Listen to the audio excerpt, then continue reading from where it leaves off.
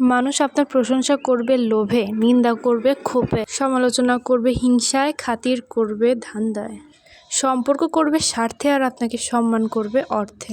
একটা কথা মিলিয়ে নেবেন, টাকা ছাড়া এই দুনিয়ায় কেউ কাউকে সম্মান করে না। আর আমি ঠিক বললাম কি না জানাবেন।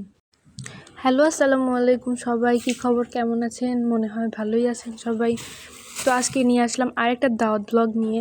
আজকে আমাদের বাড়িতে অনেক লোকের আয়োজন ছিল, তো আমি সব রান্নার প্রস্তুতি নিয়ে রাখতেছিলাম।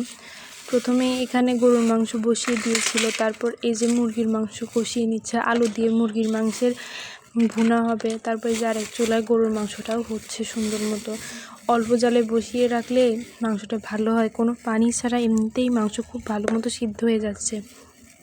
তারপর আমি নিচে যাতে লেগে না যায় এই জন্য ঢাকনা তুলে নেড়ে দিচ্ছিলাম। তারপরে যে আরেক চুলায় মুরগির মাংস হওয়ার পর পটল ভাজিও করে নিছে আমার শাশুড়ি। তারপর তো আজকে সব মিলিয়ে রান্না হয়েছে পটল ভাজি, আলু ভাজি, পোলাও, মুরগির মাংস, গরুর মাংস, ছোটো মাছ চচ্চড়ি, বুটের ডাল ভুনা, পাতলা ডাল, দই আর সাদা ভাত। আরও অনেক কিছু করার ইচ্ছা ছিল, তারপরেও সময় ছিল না। আবার এমনি এমনি খেতেও অনেক মজা লাগে।